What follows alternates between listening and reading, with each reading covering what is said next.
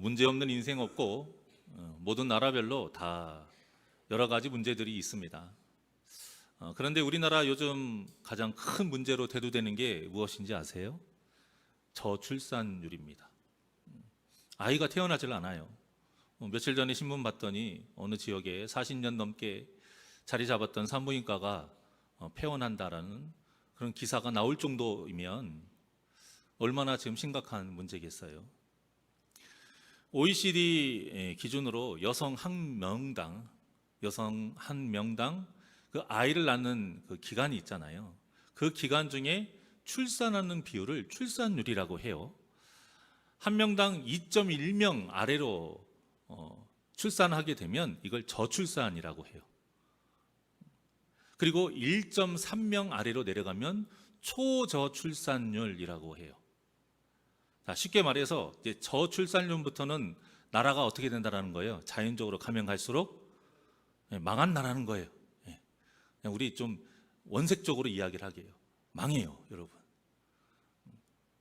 그런데 작년 우리나라 출산율이 얼마냐? 아까 초저출산율이 몇 명이라고 그랬어요? 1.3명. 그런데 작년이 0.72명이었습니다. 거의 반절 정도 되는 수준이죠.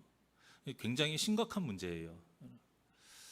물론 아이를 낳지 않는 사람들의 이유는 다 있어요. 타당성이 있습니다. 자기 나름대로 이유가 있겠죠. 못 낳는 분 빼고입니다. 물론 사회에 대한 불만이 굉장히 높습니다. 헬 조선부터 해가지고 이런저런 굉장히 많은 말들이 있는데요. 그들이 하는 이야기는 그래요. 지금의 나라가, 지금의 현실이 아이를 키울 수 있기에는 너무나도 좋지 않다. 이것이 가장 큰 이유입니다. 자, 그런데 우리 솔직히 말해보죠. 어르신들은 이 말에 아마 공감 못 하실 거예요. 아니, 저도 공감 못 합니다. 저는 젊다고 생각하는데 저조차도 공감 못 해요. 그 말에 대해서는. 우리나라 역사상 여러분 지금보다 아이를 키우기에 좋은 때가 없었어요. 그렇게 힘들고 어려웠던 때에 태어나서 자란 사람들이 그 사람들이 이제 아이 낳을 때가 된 건데 아이를 낳지를 않아요. 아이를 키우기에 좋지 않다라고 해서요. 그런데 예전에는 더 힘들었거든요. 정말 피치 못할 사정이 있는 분도 있을 수 있고요. 낳고 싶어도 못 낳는 분들도 있습니다. 그런데 그분들 빼고 충분히 낳을 수 있는 상황인조차도 낳지 않는다라는 것은 정말 이기적인 거예요, 여러분.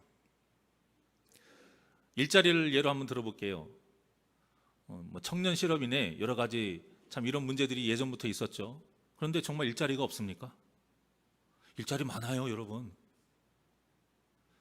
몇 년 전에 일자리 없다고 소리치는 청년들에게 깨어있는 사람들이 뭐라고 말했냐면 비겁하다고 했어요. 비겁하다고. 근데 이 말을 정말 우리 청년들은 잘 알아들어야 됩니다. 일자리가 없는 것이 아니고 자신들이 원하고 그 조건에 맞는 일자리가 없는 것이죠. 그게 정확한 팩트인 거죠. 결국 일자리가 없어서 일을 못하는 게 아니라 마음에 드는 일이 없어서 안 하는 것이라 이렇게 일침을 놓았던 글을 읽은 적이 있습니다. 그러면서 비겁하다라고 말을 하더라고요.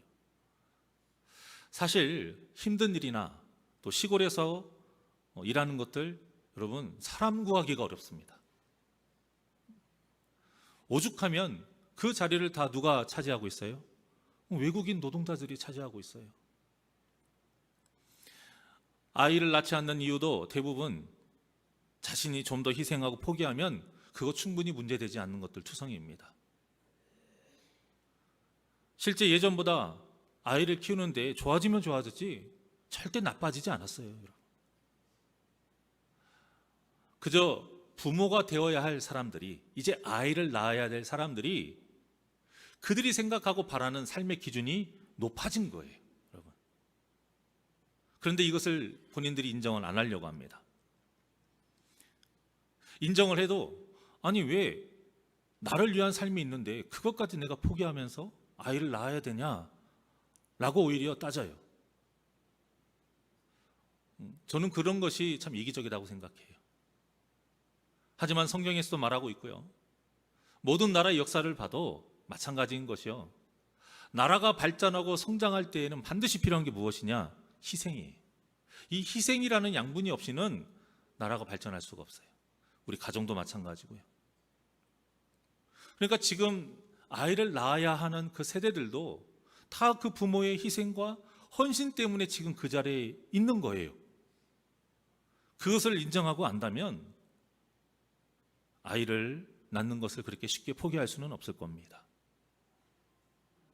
그래서 이렇게 포기해서 결국에는 뭘 하고 싶은 거예요? 내 한 번뿐인 삶을 좀 내가 원하는 대로 살고 싶은 거예요. 즐겁게 살고 싶고 내가 행복하게 살고 싶은 거고 내가 편하게 살고 싶은 거예요. 자, 그런데요, 그 결정이 결국 우리나라를 뭐하게 만든다? 망하게 만드는 그 원인이 된다는 것을 정말 잊으면 안 됩니다. 본인 세대에는 안 망해요. 본인 세대에는 안 망해요. 하지만 그 후세대는 정말 계속 망하게 되어 있어요. 이거는 사회가 아무리 뭐 보장제도를 잘하고 뭐 대단한 대통령이 나타나도 이건 할 수가 없는 일이에요. 그리고 그들의 입맛대로 세상이 변하잖아요. 참 몰라요. 그만큼 더 많은 세금을 내야 된다는 걸 몰라요. OECD 국가 중에서 가장 출산율이 높은 나라가 이스라엘인데 3명입니다. 생육하고 번성하라, 이 하나님의 말씀을 굉장히 철저하게 엄위하게 받아들이고요. 또 두 번의 그 세계 대전을 통해서 얼마나 많이 학살을 당했습니까? 그들에게는 이게 또 트라우마예요. 그래서 이스라엘은 자손을 낳는 것에 대해서 의무감을 가지고 있습니다. 물론 다 그러지는 않겠지만 보편적으로 봤을 때 다른 나라에 비해서 이런 자손에 대한 이 자손을 낳는 것에 대한 의무감이 굉장히 좀 강합니다. 이스라엘은 평균 교육 수준이 우리보다 좀 못해요. 우리나라 교육 수준이 여러분 세계적으로 최상위권이에요. 최상위권. 그리고 아이를 키울 수 있는 국가적인 지원도요, 이스라엘이 우리보다 훨씬 못합니다. 그럼에도 불구하고 그들의 출산율이 높은 이유는, 가장 큰 이유는 하나님의 말씀을 귀하게 대하기 때문이에요. 그렇다면 우리 다른 사람은 일단 제쳐주자 하고요. 다른 사람들은 다 제쳐주고 우리 기독교인들, 우리 그리스도인들만큼은 하나님의 말씀을 귀하게 대해야 되지 않겠습니까? 우리나라 교회의 공통적으로 문제가 무엇이냐면 주일학교의 침체입니다. 굉장히 심각한 문제예요. 성도가 1000명이 넘는 교회에서도요, 유아부부터 고등부까지 주일학교를 종합해도 50명 넘는 교회가 별로 없어요. 이건 정말 심각한 문제입니다, 여러분. 성인들보다 아이들이 많은 교회는 여러분 그게 가분수인 것 같지만 그렇지 않아요. 정말 최고의 교회인 거예요, 여러분. 고등부 아이들이 졸업을 하고요, 청년이 되고 또 그 아이들이 결혼해서 장년부까지 되는데 보통 정착하는 그 비율이 몇 프로인지 아세요? 10%를 넘기질 못합니다. 10%를. 그러니까 아까 말씀드린 것처럼 총 주일학교의 수가 50명이라고 했을 때 고3 아이들을 좀 많이 잡아서 10명이라고 해보죠. 10명이라고 하면 많이 잡아서 10명이라고 했을 때 그 아이들이 청년이 되고 결혼을 해서 장년부가 그 교회에서 장년부가 되어서 딱 안착하는 데까지, 정착하는 데까지 몇 명이에요? 1명이 안 된다라는 말이에요, 여러분. 그러니 교회에 미래가 있겠습니까? 물론 이 장년부 자체적으로 이제 전도를 해서 늘어날 수도 있고요. 그런 일이 있을 수는 있지만 이 다음 세대를 위해서 준비하고 양육하는 교회, 이 미래가 있는 교회는 될 수가 없어요. 어른만 전도하는 것으로는 여러분 한계가 있습니다. 결국 자동적으로 무너지게 되어 있어요. 그래서 미래가 있고 비전이 있는 교회가 되려면 주일학교가 반드시 살아나야 한다는 것을 꼭 기억하시길 바랍니다. 여러분, 그래서 우리 주일학교를 위해서 정말 기도 많이 해주셔야 돼요. 정말 기도 많이 해주셔야 돼요. 정말 교회를 생각하시고 우리 새날교회가 주님 다시 오실 때까지 경고하기를 바라신다라면 무엇보다 무엇이 살아나야 된다? 주일학교가 살아나야 돼요. 그래서 아이들이 차고 넘칠 수 있도록 우리 전도도 많이 해야 되고요. 또 아이들을 위해서라면 밑빠진 독이 물 붓는 것 같아도 우리가 지원도 아낌없이 해주셔야 되고요. 무엇보다 그 주일학교를 위해서, 아이들을 위해서 항상 기도해 주셔서 우리 주일학교가 차고 넘치는 역사가 있기를 간절히 소망합니다. 미국의 다니엘 웹스터라는 세계적으로 유명한 정치인이자 법률가였던 사람이 있었어요. 그 사람이 어느 날 시골길을 지나가는데 반대편에서 모르는 한 소년이 다가왔었어요. 그 소년을 보자마자 이분이 모자를 딱 벗고는 소년에게 정중하게 인사를 했습니다. 그러자 이제 그의 곁에서 본 같이 지나가던 사람이 이상하게 물은 거예요. 아니 선생님같이 훌륭하신 분이 아니 저런 코 올리게 시골 아이에게 인사를 하시다니, 그리고 또 이렇게 정중하게 인사를 하시다니 무슨 이유가 있으십니까? 라고 물었어요. 그러자 웹스터가 이렇게 말했습니다. 나는 저 소년 안에 숨어있는 힘을 나는 생각하네.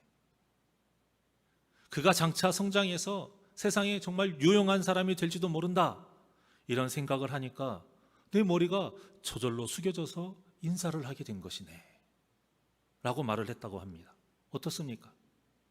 미래를 바라보는 자의 모습이, 아이를 통해서 소망을 바라보고 비전을 바라보고 미래를 바라보는 자가 이렇게 그 아이를 존귀하게 대하고 정중하게 대할 수 있는 겁니다. 우리 성도님들은 아이들을 대할 때 어떠세요? 그 아이들이 어리고 철없고 어떤 부족한 모습만 보고 계신 건 아니십니까? 우리도 그 아이의 하나님께서 심어주신 그 미래의 씨앗을 볼 수 있는 눈이 떠지기를 원합니다. 그 아이들이 미래를 바라봐야 돼요. 그 아이들이 미래를 바라본다는 건 하나님의 계획하심을 인정한다라는 말입니다. 그 아이를 통한 하나님의 놀라운 그 역사 현장이 있을 거라는 믿음이 있기 때문에 그 아이를 귀하게 바라볼 수 있는 거예요. 그러니까 우리가 마음이 넓어서 그 아이를 그렇게 존귀하게 대하는 게 아니고요. 무엇으로 존귀하게 대한다? 믿음으로 존귀하게 대하는 거예요. 이와 관련된 또 하나의 이야기가 있어요. 옛날 독일에 요한 트레보니우스라는 교장 선생님이 계셨는데 학생들에게 굉장히 존경을 받는 선생님이셨어요. 이때는 좀 오래된 때였는데 당시에는 교사가 모자를 벗지 않는 것이 관례였다고 합니다. 그런데 그 교장 선생님은 반드시 항상 학생들을 대할 때마다 모자를 벗었어요. 그리고 다른 교사들에게도 이렇게 할 것을 권면했습니다. 그 이유가 무엇이냐? 이 학생들 가운데 머지않아 반드시 큰 인물이 나올 거다라고 믿었어요. 누가 될지는 모르지만 반드시 있을 거다. 그래서 언제나 그들을 위해서 기도하면서 존경의 모습을 표한 겁니다. 우리는 땅이나 이런 주식, 이걸 통해서 미래에 대한 투자를 해요. 하지만 가장 귀하고 중요한 투자는 뭐냐면 어린 아이를 통한 미래의 투자예요. 우리가 이렇게 아이를 통해서 그 미래에 대한 투자를 하지 않으려고 하는 것이 굉장히 큰 문제이고요. 그 문제가 오늘날 교회까지 다 퍼진 겁니다. 그래서 우리 새날교회가, 아니 이 땅의 모든 교회와 이 복음을 위해서는 아이들 자체가 우리의 미래라는 것을 인정하고 아낌없이 투자를 해야 됩니다. 그러니 우리 모두 우리 교회의 미래인 주일학교를 위해서 아낌없는 지원과 또 관심과 기도를 간절히 부탁드립니다. 제가 본문 말씀 외적인 메시지를 잘 전하지 않는데요. 오늘은 어린이 주일이기도 하고 또 이 본문의 말씀과도 좀 연관이 되어 있기도 해서 이런 말씀을 제가 길게 전했습니다. 사실 제가 좀 전까지 전한 이 메시지도요, 제 생각이 아니고 예수님께서 원하시는 뜻이에요. 본문에서 예수님이 어린아이들이 자신에게 오는 것을 막지 말아라, 이렇게 제자들을 꾸짖으셨습니다. 물론 이제 성경에 보면 아이에 대한 평가가 부정적인 평가와 긍정적인 평가 두 개 다 있습니다. 부정적인 평가는 어떤 면에서 나온 거냐면 우리의 믿음이 왜 장성하지 않느냐, 왜 젖먹이 신앙, 그 어린아이 신앙에서 머물러 있느냐, 이렇게 이제 책망하기 위해서 부정적인 평가가 있는 것이고요. 긍정적인 평가는 이 본문과 같이 어린아이만이 가질 수 있는 것들이 있어요. 그런 순수함, 어떤 겸손함, 그리고 이런 미래를 위한 이런 뜻으로 기록되어 있습니다. 그런데 예수님은 이 어린아이들을 인간적인 마음으로 예뻐하신 것이 아니고요, 복음의 의미로 귀하게 여기신 것을 본문을 통해 알 수가 있어요. 자, 15절의 말씀이 있거든요. 다 같이 합독합니다. 시작.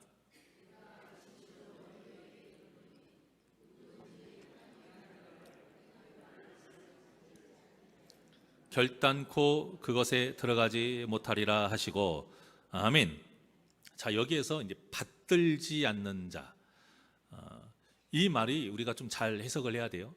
떠받들다 이렇게 생각할 경우가 많은데 그것이 아니고 받아들인다라는 뜻이에요.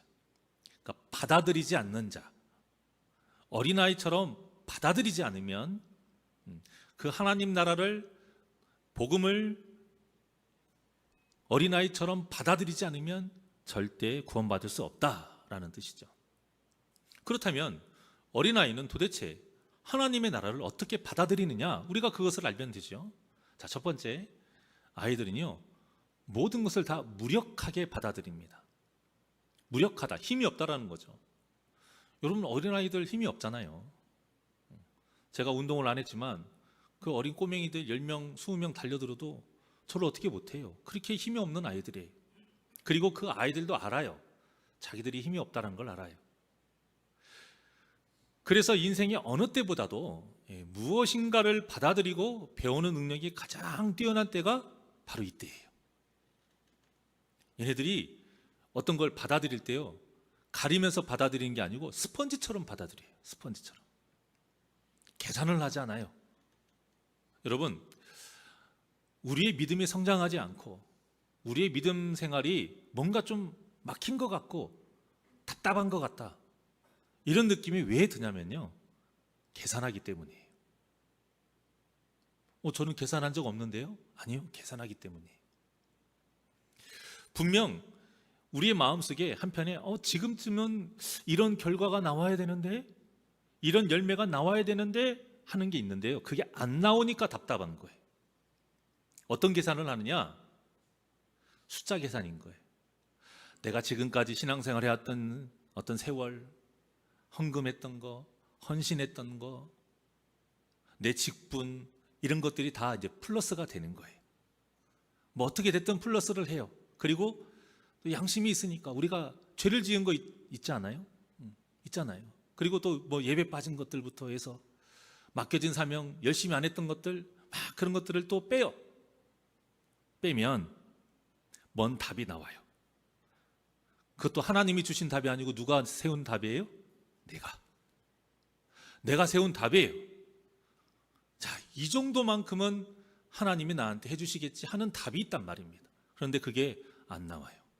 안 나오니까 답답하고 만족감이 없고 신앙생활에 기쁨이 없는 겁니다. 이걸 속담으로 혼자 북치고 장구친다라고 하는 거예요. 여러분, 이렇게 계산하는 것 자체가요, 내가 힘이 있다라고 생각하는 거예요. 그리고 내가 무슨 자격이 있다고 생각하기 때문에 계산하는 거예요. 이렇게 자기 힘으로 하나님 나라에 들어가려고 하니 이게 되겠습니까? 안 되는 겁니다. 구원은 오직 하나님의 은혜로 이루어짐을 믿으시기를 바랍니다. 이 은혜 받은 자들이 절대 하지 말아야 될 게 계산하는 거예요. 계산하기 때문에 원망하고 불평하는 겁니다. 이 믿음이 있으시다면 끝까지 무력한 자답게 하나님의 말씀을 순종하는 삶을 사시기를 원합니다. 자, 둘째, 이 어린아이들은요, 과거가 없어요. 과거가. 아이들이 어떤 말을 할 때 가장 어이없는 말이 뭐예요? 참 세상 오래 살고 볼 일이네요. 이런 말들이에요. 좀 영악한 아이들은 그래요. 목사님, 제가 세상을 한 10년 살아보니까요, 뭐 이렇게 말을 해요. 얼마나 우리가 보기에 참 귀엽습니까? 왜 그래요? 왜 귀엽게 느껴져요? 우리보다 산 날이 얼마 안 되잖아요. 이 말은 뭐예요? 과거가 별로 없어요, 걔네들은. 그러니까 아이들은 과거가 없는 대신 무엇이 많아요? 미래가 많아요, 미래가. 그래서 우리가 나이를 먹는다라는 게 한편으로 어떤 뜻과도 같냐면 미래가 점점 없어진다, 과거가 많아진다, 이런 뜻과도 같은 거예요. 자, 그런데 뭐 과거가 많이 있는 게 나쁜 건 아니에요. 근데 문제는 뭐냐면 과거가 많을수록 그 과거에 대한 미련의 늪에 빠질 위험이 많다라는 겁니다. 옛날 어르신들이 약주 한 잔씩 하시고 얼큰하게 취하시면 항상 하시는 말들이 뭐예요?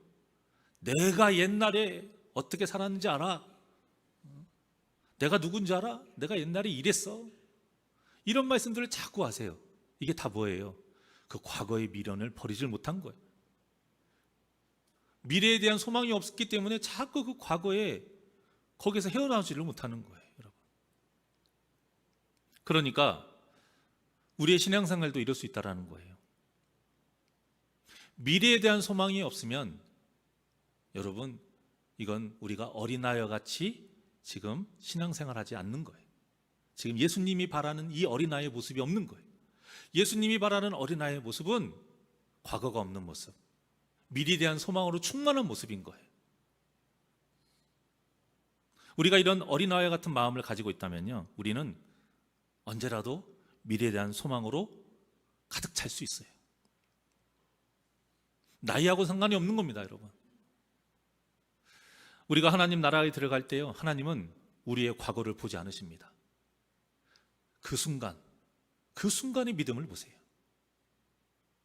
도적같이 반드시 다시 오실 우리 예수님도 마찬가지예요.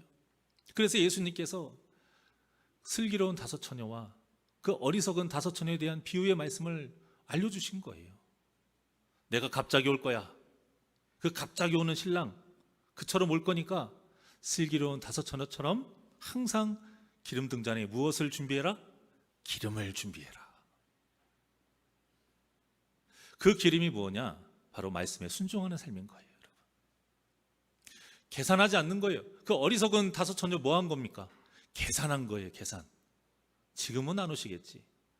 지금은 좀 잤다가 나중에 온다고 하면 그때 집에 들러서 기름 좀 구하면 그거 못 구하겠냐, 그거예요. 그런데 결국에는 어땠어요? 그 계산이 다 틀렸어요. 그래서 우리가 슬기로운 다섯 처녀와 같은 삶은 뭐냐면 미래를 바라보고 그 소망을 가지고 지금 준비하는 삶, 지금 나의 이 삶의 시간을 철저하게 거룩하게 준비하는 삶이 바로 이 과거가 없는 어린아이 같은 신앙의 삶인 거예요. 그러니 과거에 발목 잡혀서 살지 마시고 미래를 바라보며 하나님 나라에 들어가는 영광을 누리시기를 바랍니다. 자, 마지막 셋째, 어린아이는요 순수해요. 우리가 다 알고 있는 말이죠. 순수해요. 자, 그러면 이 순수하다라는 말이 어떤 말과도 같냐면 욕심이 없다라는 말과도 같아요. 그래서 이 순수한 사람은 다른 사람이 잘 돼도 배가 전혀 아프질 않아요. 사촌이 땅을 사면 뭐가 아프다고요? 배가 아프다. 뭐 이 말이 제가 예전에 어떤 은사님께 듣기로는 이게 일제강점기 때 일본 사람들이 우리나라에 그런 안 좋은 문화를 심어주려고 만든 말이다라는 이야기를 들은 적이 있어요. 그러니까 옛말이라고 해서 여러분 다 그냥 믿고 받아들이면 안 돼요. 안 그런 사람 많은데요. 그게 당연한 것처럼 사람의 모습인 것처럼 말이 전해지는데 어찌됐든 그런 사람이 있다라고 한다면 그게 다 무엇이냐? 순수하지 못해서 그래요. 욕심이 많아서 그런 마음이 생기는 거예요. 그러니까 시기심과 질투심으로 그렇게 살아가는 거예요. 하지만 순수하게 되면 시기심이 없고 질투심이 없어요. 잘 돼요, 다른 사람이. 그러면 마음껏 축하해줘요. 그리고 나는 나대로 잘 되면 되지. 나만 똑바로 하면 되지. 그래서 그냥 거룩하게 살려고, 말씀대로 살려고 그냥 내 갈 길 묵묵히 가는 겁니다. 이게 순수한 사람이에요. 그런데 예수님의 제자들도 거듭나기 전에는요 순수하지를 못했어요. 그래서 예수님의 우편에 서로 자기가 쓰려고 얼마나 싸웠습니까? 그냥 싸운 것도 아니에요. 성경에 보면 막 큰 소리로 싸웠다고 그랬어요. 예수님이 십자가에서 죽으시고 3일 후에 부활을 하셨죠. 그리고 후에 이제 베드로를 찾아오셨어요. 베드로가 예수님의 예언대로 닭이 울기 전까지 몇 번 부인했습니까? 3번 부인했잖아요. 그래서 예수님이 다시 베드로를 찾아오셔서 베드로야, 네가 나를 사랑하느냐? 총 3번을 물으셔서 그 모든 것들을 다 이제 용서하시고 그 믿음을 다시 회복을 시켜 주십니다. 어때요? 베드로는 이제 기뻐야죠. 자기가 그렇게 장담했던, 내가 수제자인데 나만큼은 그러지 않을 것인데, 이 장담했던 것들이 철저하게 무너졌어요. 자신의 그 나약함을 알았어요. 그리고 하나님의 은혜로, 예수님의 그 은혜로 회복이 됐으면 이 마음에 뭐가 없어야 돼요? 욕심이 없어야 돼요. 어떻게 돼야 돼요? 순수해져야 돼요. 그런데 이 일이 있고 나서 요한이 딱 오는 거예요. 요한이 딱 오니까 베드로가 무슨 말을 하는지 아십니까? 자, 요한복음 21장 20절에서 22절입니다. 자, 시작. 베드로가 돌이켜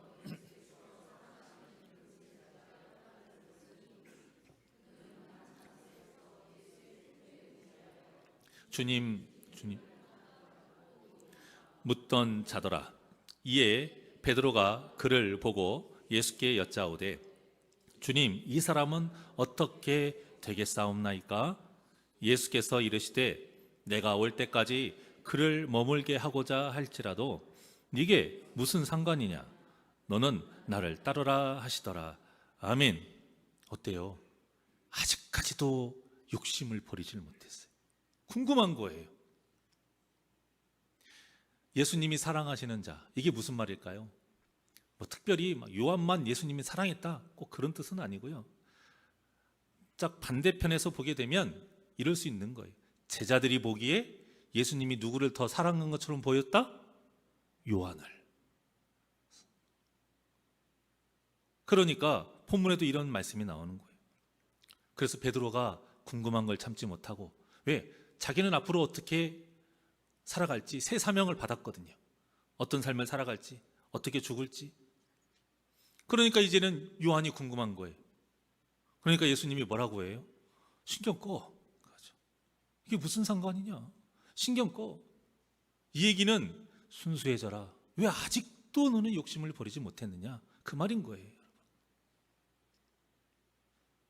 그저 예수님을 따라라. 그러니까 순수한 믿음의 삶은 뭐냐면 지금 예수님이 말씀하신 거예요. 어떤 삶?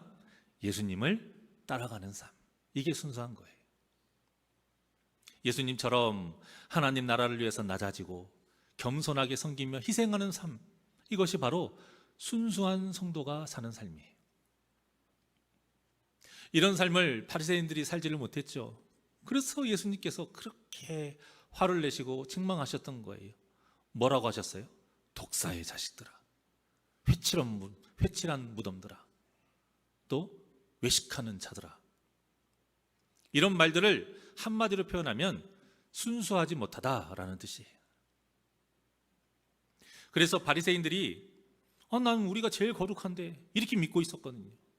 그런데 예수님께서 오히려 자기들이 죄인이라고 생각하는 그런 세리와 창기들하고 함께 하시니까요, 마음에 질투심, 이게 더 커져가지고 분노 더 커져가지고 죽여야지, 이렇게 된 겁니다. 세리와 창기들이 누구입니까? 바리새인들이 부정하다고 생각하고요, 사람 취급도 안 했던 사람들이에요. 그래서 자기들은 말도 섞지 않았어요. 같이 밥 먹는 거요? 있을 수도 없는 일이에요. 그런데 우리 예수님은 어떻게 하셨어요? 세상 따뜻하게 그들을 맞이하시고요, 그들과 밥도 드시고 얼마나 친근하게 대화를 나누시는지, 우리는 옆에서 가면 그냥 쳐다보실 때 얼마나 무서운지 몰라요. 그 바리새인들이 그렇게 예수님의 다른 모습을 보니까 그런 살을 죽이고자 했던 마음이 생겨나게 된 거죠.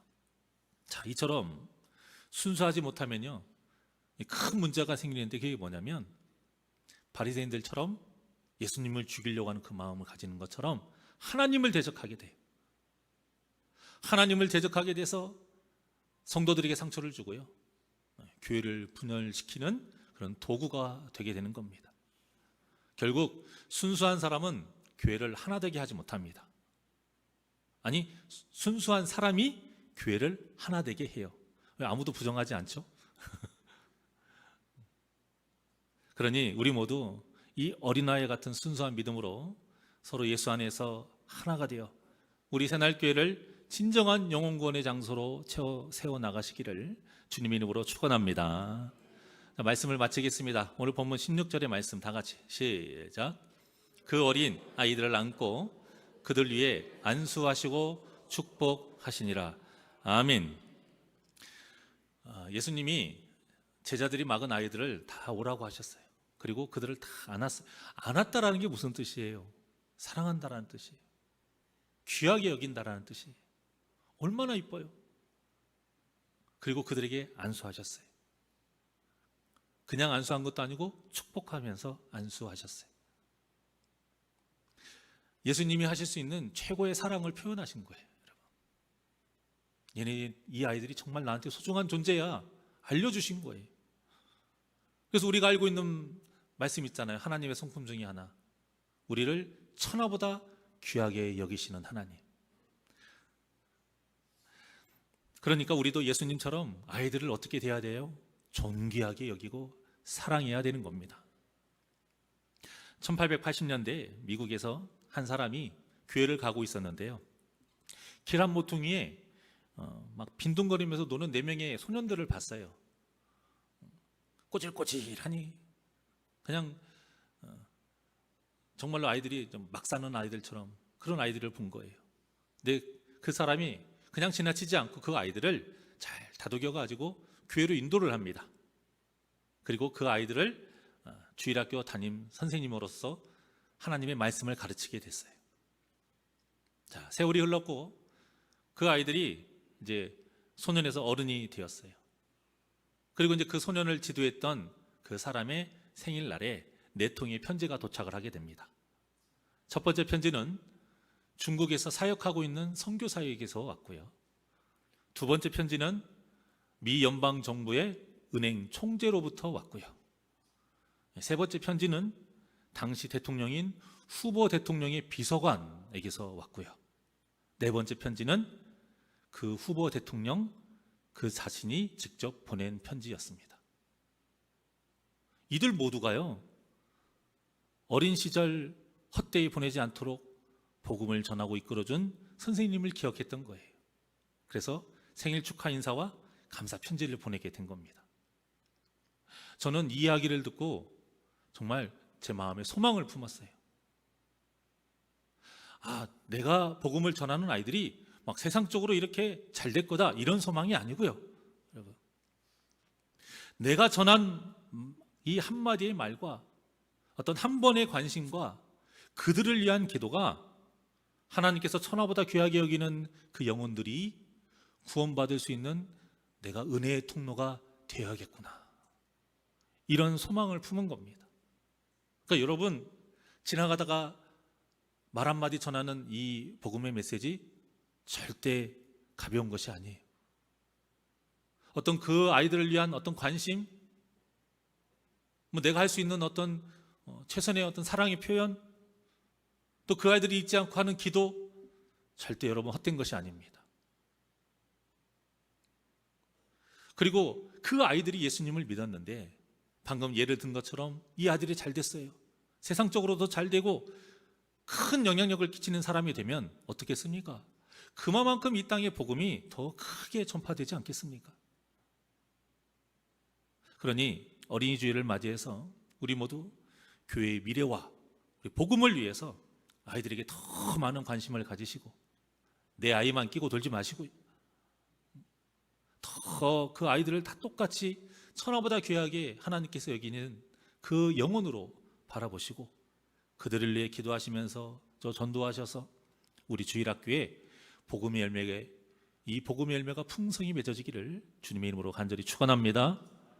또한 어린아이와 같이 되라는 이 예수님의 뜻을 바로 아시고요, 겸손하게 또 미래를 바라보며 순수하게 신앙생활 하셔서 슬기로운 5 처녀와 같이 다시 오실 예수님을 모두 맞이하시는 이 복된 성도님들이 되시기를 주님의 이름으로 축원합니다. 우리 십자가의 길 순교자의 삶 하나님께 찬양드립니다.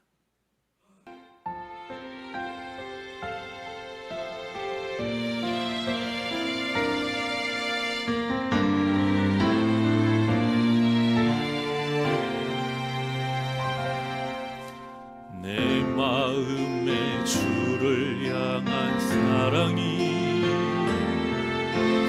나의 발엔 주가 주신 진리로 나의 눈에 주의 눈을 채워주소서. 내 입술에 찬양의 향기가 내 입술에 찬양의 향기가 두 손에는 주를 닮은 섬김이 나의 삶의 주의 흔적 나게 하소서.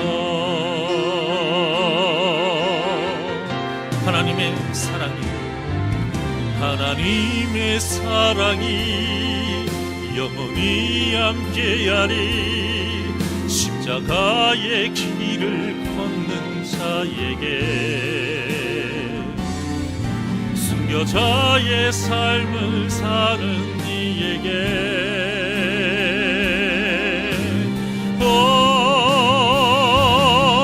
조롱하는 소리와 세상 유혹 속에도 주의 순결한 신부가 되리라. 내 생명 주님께 드리리. 우리 두 손을 가슴에 얹고 내 마음에 주를 향한 사랑이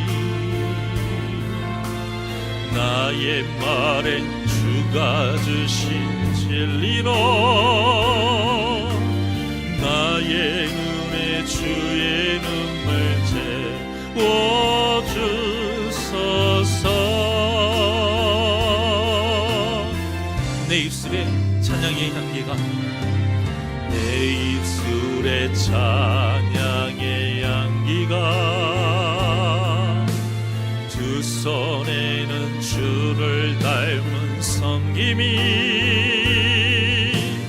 나의 삶의 주의 흔적 나게 하소서.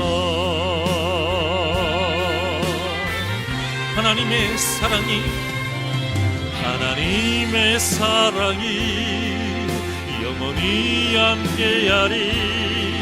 십자가의 길을 걷는 자에게 순교자의 삶을 사는 이에게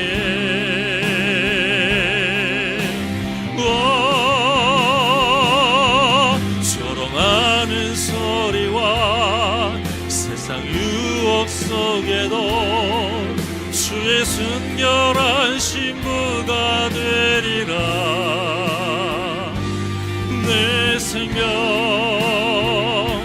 주님께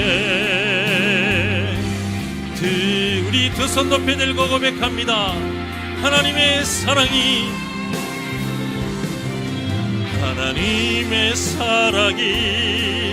영원히 함께하리. 십자가의 길을 걷는 자에게 순교자의 삶을 사는 이에게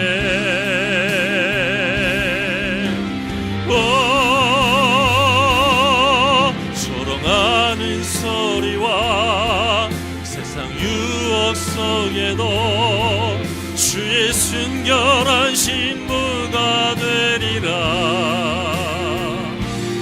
내 생명 주님께 내 생명 주님께 내 생명 주님 주님께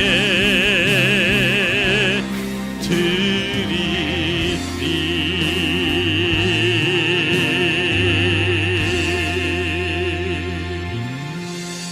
기도하시겠습니다. 언제나 우리에게 이 어린아이 같은 모습을 기대하시는 하나님 아버지, 그 하나님의 기대를 바로 알고 무력한 자가 되어 겸손하게 계산하지 아니하고 살아가게 하여 주시옵소서.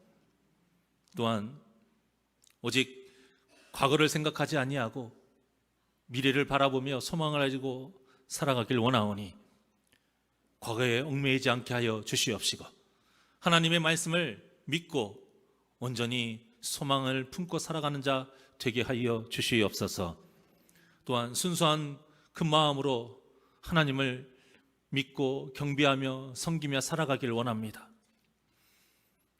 어느 누구에게도 시기와 질투하지 아니하고 욕심 가지지 아니하고 그저 내 앞길 경건하게 거룩하게 살아가기 위해서 묵묵히 믿음으로 살아가는 그 삶을 살아가길 원하오니, 도적같이 오시는, 그리고 반드시 다시 오시는 예수님께서 이 땅에 오실 때에 슬기로운 다섯 처녀와 같이 언제나 기름을 준비하며 주님께 인정받고 칭찬받는 자 되게 하여 주시옵소서. 무엇보다 우리 주일학교를 위해 기도합니다.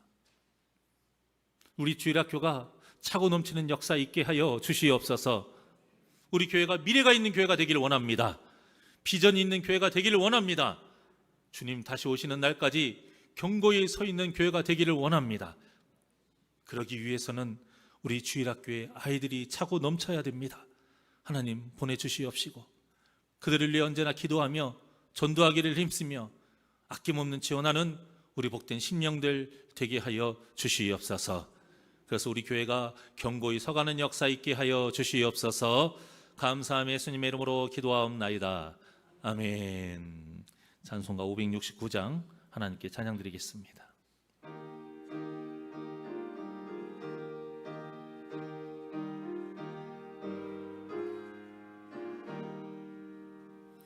선한 목자 되신 우리 주 항상 인도하